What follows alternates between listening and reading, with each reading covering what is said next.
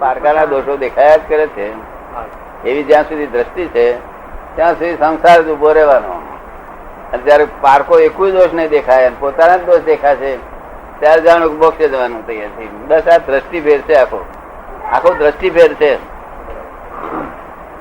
પારકા દોષ દેખાય છે એ જ આપણી દ્રષ્ટિમાં ભૂલ છે. કારણ કે આ બધા જીવો કોઈ પોતાની સત્તાથી નથી, પર સત્તાથી કર્મથી, બધા કર્મના આધારે જ કર્મો ભોગવે જ કરે છે.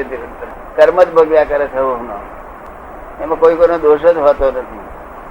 એવું જેને સમજણ પડી તે મોક્ષે જશે, અને નહીં તો અહીં વકીલાત જે સમજણ પડી ત્યાં અહીંનો રહેશે.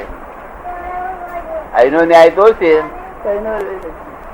ન્યાય તોડવા રહ્યા. પોતાનો એક કોઈ દોષ બધા દોષ દેખાય, પણ બીજાનો કોઈ દોષ ના દેખાય. અને છે નહીં, ખરેખર કોઈનો દોષ છે નહીં. આ જે દોષ દેખાય છે પારકો, તે જ ભ્રાંતિ છે.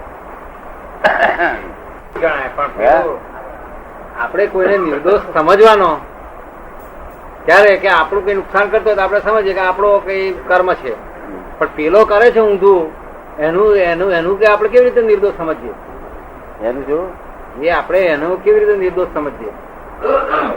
આપણને કોઈ નુકસાન કરી જાય તો આપણે સમજીએ કે ભાઈ આપણું કર્મ પાક્યું છે તો આપણું નુકસાન થઈ ગયો, બરોબર. પણ પેલો જે કર્મ બાંધે છે એને આપણે નિર્દોષ કેવી રીતે જાણીએ? એ તો દયાને પાત્ર જરૂર નથી. આમાં એની સત્તા બહાર છે, આવે કરે. આપણે એટલે ભાવ સત્તાથી કામ આપણે આપણું જોવાનું છે. આપણી દ્રષ્ટિથી બરાબર છે. અમાનું કશું જોવાની જરૂર નથી.